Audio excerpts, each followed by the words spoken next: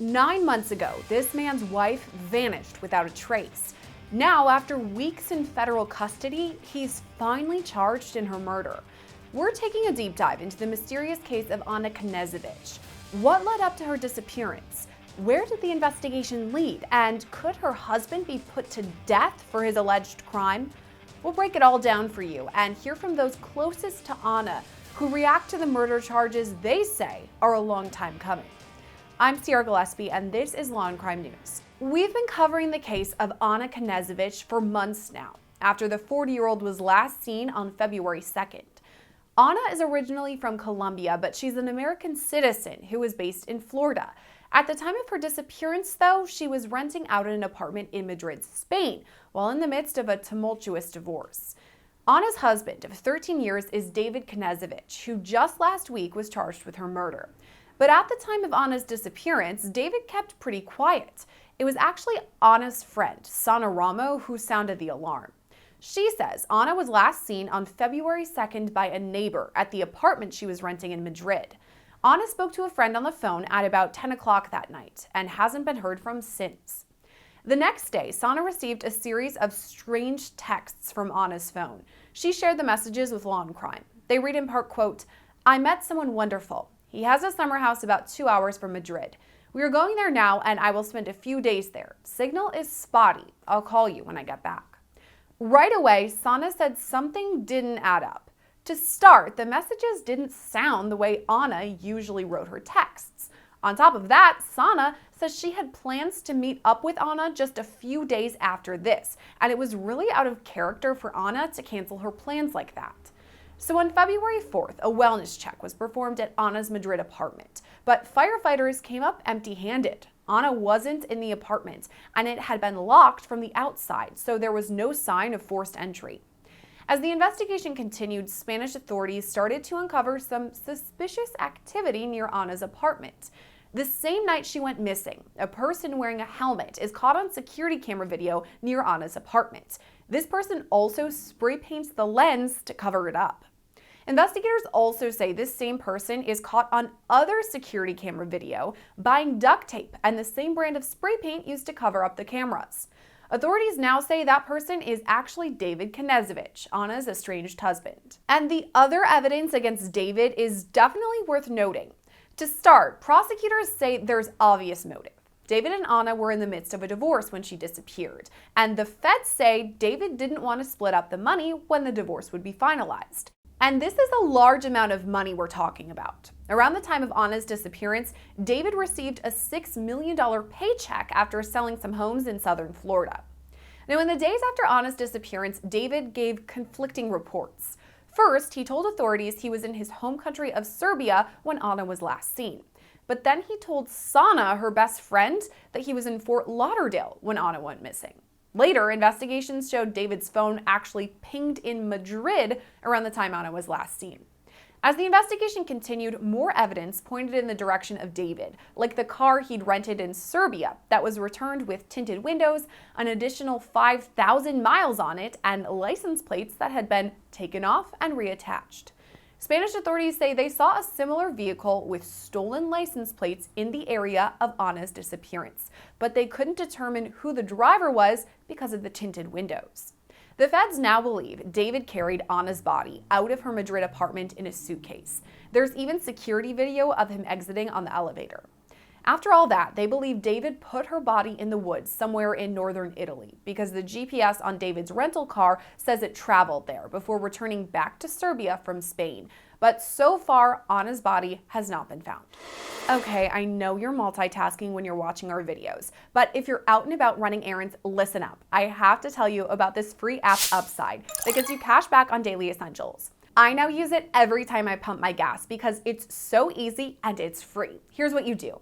Download the Upside app and claim an offer for whatever you're buying. So you pay as usual and then just follow the steps on the app to get paid.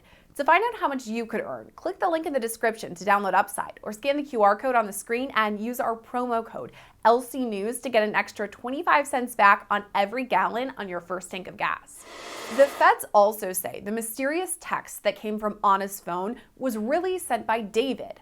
Allegedly, he met a Colombian woman on a dating app and asked her to translate the message to her friend she spoke Spanish to. We learned all this back in May when David was federally charged with Anna's kidnapping. He was arrested at the Miami airport after arriving back in the United States. The FBI announced David's arrest for, quote, his alleged involvement in the kidnapping of a U.S. citizen in Madrid, Spain, on or about February 2nd, 2024. David pleaded not guilty to that charge. Since then, David's been held in jail without bond because a magistrate judge ruled he's a flight risk. That was the latest update on David for about 6 months until last week, when he was finally charged with Anna's murder. David Knezevich now faces charges of kidnapping resulting in death, domestic violence resulting in death, and foreign murder of a United States national. If convicted, David could face the death penalty. From here, we have to turn to Anna's best friend, Sana Ramo, for her reaction to these new developments. So I just wanted to start with a really basic question. How are you doing now that we have news of these murder charges? I'm doing okay. It is overwhelming, even though I feel like I've been waiting on this because since David was arrested in May, he's been arrested here in the United States on kidnapping charges. But the Spanish authorities have been involved, and over there, they have talked about and written about, a murder charge this entire time. So, even though I've been expecting it, it's still, overwhelming. It's a really hard situation to go through, and like I said, even though you're expecting something, when it kind of hits you in the face, it's really difficult. Now, the first time I talked to you was almost a year ago at this point. It was right after Mhm. Anna disappeared back in February. So, way Yes. back then, did you expect the case to go where it ended up going, that David was eventually charged in her murder? No, I didn't. I really didn't. I don't remember if we spoke about this, but since I went to Madrid on February 8th to try to find out and help the police and do whatever I could, when I met with them that Friday, that was a week after Anna had disappeared. And I remember sitting with the police that were investigating. There were four of them. And it was difficult to talk to them because their English was not good. So it was a very strong, language barrier. But they told me at the time that the judge had denied their request to enter Anna's apartment. So 1 week later, after her disappearance, they were still treating it as just a missing person case, even though family from, America, her local friends in Madrid, me coming from Sweden, saying there's something going on here. They were also sitting on the knowledge, the evidence that this person had been spray painting the cameras, and this judge still denied. Uh, and I remember sitting there, I just felt like life was running out of me. I'm like, what is happening here? I really felt that no one was taking this seriously, like nothing was going to happen. I felt that, she's just gone, and no one cares. And so many times we talk about here on Law and Crime that the first 24 hours are the most important Yeah, in a missing persons yeah, case because all the evidence is fresh. People may have yeah. better recollections. So, do you think, had investigators ramped up and actually taken you seriously, there may have been a different resolution? I cannot answer to that. I just know that a lot of time was wasted. A lot of valuable time, just like you're pointing out now, a lot of valuable time was wasted. The last time anyone saw her was the Friday in the evening, and even Sunday, it had been 2 days. The police, they didn't even take the report. They said for Anna's friends to come back the following day. So Anna was gone for 2 days. No one even took a police report. So yes, it is difficult to think back at because we did lose a lot of valuable time. You right away knew that something was off, though, because you got that text from Anna's phone and you were like, this does not seem like Anna at Yeah, all. So, you have done a yeah. really good job of sounding the alarm the entire time. You've been so outspoken saying, this isn't Anna. Yeah. When do you think investigators started listening to all that? Honestly, when I returned to Sweden after being in Spain, and I had contact with Anna's brother, and we got in contact with media, and I even had friends here locally in Fort Lauderdale, because remember I was in Sweden at the time, that contacted local media here in Fort Lauderdale, and that's when the story got picked up, and from then that's when things actually started happening. So for people who have been following the story, because we do have a lot of people who've really been following it back in since February, Yeah. the reason that we're covering it here too is the Fort Lauderdale point that both David and Anna did live in Florida. So that's the connection there, US nationals, all of that. You actually spoke with David too, and there were some mixed reviews, I don't want to say, about where he was at the time that Anna went missing. Can you Yes. explain that to me again? Like I've said from the very beginning, David said to me and to several others that he was in Fort Lauderdale at the time of Anna's disappearance. We had a dialogue, him and I. I spoke with him. I asked for him to come and meet me in Madrid. I said, I'm going on Thursday, please. I even looked up a flight for him. I said, there's a flight tonight, Miami, straight to Madrid. Can you please take that flight? Meet me in Madrid. Let's see what we can do. I don't know what's going on, but please take the flight and we'll meet there and we'll figure out what we can do.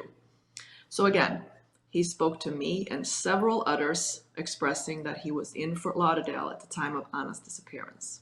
Which is very curious as we now know that his phone pinged in Madrid around the time of Anna's disappearance. We also know that he was in Serbia. So do you believe that he was just flat out lying to you at that point?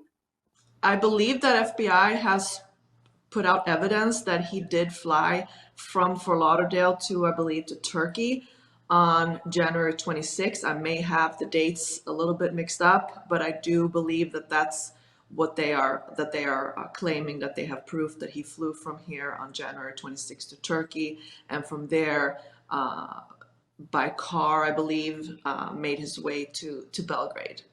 And I know initially you reached out to David. Obviously, this is a shock. Anna's missing. We don't know what's going on. Please come. So at that point, it sounds like you were reaching out to anyone you could about Anna. But at what point did it switch that you thought he might be involved in this? I I just I'm not gonna say I thought he was involved. I just felt that his actions were very strange, and that he did lie. He said to me, like I expressed, that he was gonna meet me in Madrid. It was very difficult around those days for me to get in touch with him again. When I was in Madrid, almost a whole day went by, and then I got in touch with him, and he said, "Oh, I flew to Serbia instead." The police were trying to get in contact with him. They were unable to reach him. So I couldn't understand why he was acting that way. They were married for 13 years. This is not just, a random girlfriend, even though you would think that you would still do whatever you can to find someone that is suspected to be a victim, of a terrible crime like that. And I couldn't make sense of it. That's how I want to say it. I couldn't make sense of it. As you pointed out at the start of our interview, he was arrested months after Anna went missing and initially charged with kidnapping. And it took several months until this murder charge finally came down. So, what were you feeling? Yes. Are you frustrated in the length of time it took, relieved that it finally happened? How are you feeling? Um, I think I'm just relieved, because obviously everything is pointing, the FBI has done an outstanding job with this investigation, along with international authorities, such as Spain. I understand that Serbia is collaborating, Italy is collaborating. So, but FBI has been leading this investigation, and I am, again, I've said it many times before, they've done an outstanding job. So. Um, as far as the murder charges, I, I don't understand exactly why they are coming right now, but everything has been pointing, they're detailed, reports of what has happened. Obviously, if she's kidnapped, she hasn't been seen, she's nowhere. It has resulted, in her death. A lot of people are talking about a potential motive that could be money because at the time they were going through a divorce, separating, going on with their lives without each other. What do you think? Why, if he did this, why would he have done it? I can't say to his motive. The FBI has presented a motive that they believe is what's happening here. And apparently he didn't want to split the assets. And to me, that is obviously a motive. I mean, we're not talking about a couple of $1,000s. Apparently, it's a lot of money that was involved. So it's not the first time we see this. It is a very, traditional way, in a marriage when it comes to this, and it's involving a lot of money. Obviously, that's a motive. For David's side of things, too, he's pleaded not guilty to that kidnapping charge. He's due back in court this week for the murder charges. His team has put out statements saying, hey, he didn't do it, he's innocent. How does that make you feel when we have a lot of evidence against him? I don't feel any kind of way, to be honest with you, because everyone has a right to a defense. David has a right to a defense. And honestly, looking at this objectively, we are living in a great democratic country, and everyone has a right to that. So it's their job to defend David. That's just how it is. That's how the law is. And objectively, sure, that's their job to defend him. Talking about his defense, though, they've made some interesting statements about Anna. You brought this up to me, in fact, that they were discussing potential self-harm, maybe that she used drugs or was mentally unstable. What is your reaction to all that? Well, when I first heard that, I was very angry. I got very angry. I was absolutely sick to my stomach. And like I said before, again, it is their job to defend David, but to make up absolutely absurd lies about the victim in this case is not only disgusting, but it is a desperate and a coward move, and it really shows how weak their defense is. Again, going back to the FBI and the evidence that they have presented, the evidence is overwhelming. And yet I haven't really seen any evidence from the defense that support his story. It'll be interesting to see what comes out from his side because he's maintaining his innocence, but what can they bring forth? So I think you're right. It'll be interesting to follow the defense in that way. The other major thing about this is that it's a federal case. So if he is convicted of these crimes, he could face death. This could be a death penalty case. How do you feel about that? My personal feelings is I am not really for death penalty. I'm from Sweden originally, and the majority, like no European countries, we don't have death penalty. I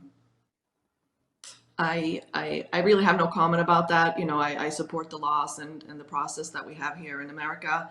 But I am hoping that with these new charges, maybe there's a chance that we will get answers. All I want is to know where Anna is. I want to find Anna. And maybe with these new charges, I don't know. My hope is just to find Anna. That's a really good point in all of this, that we still have yet to find Anna. We don't know where exactly she is. Do you know whether investigators are still over in Europe searching? I know there was mention of Italy potentially, or even around that surrounding area. Are people still looking out for Anna? They're still looking for her. And to your point, I do hope that something would come out in this case to point to where she may be. So that's something we'll definitely watch out for as well. Moving forward onto the trial, though, are you still in contact with investigators or even prosecutors at this point? Do you know whether you would be involved in the trial? I am in contact with them. Yes, I'm in close contact with them. Do you know whether you would be called to testify or anything like that?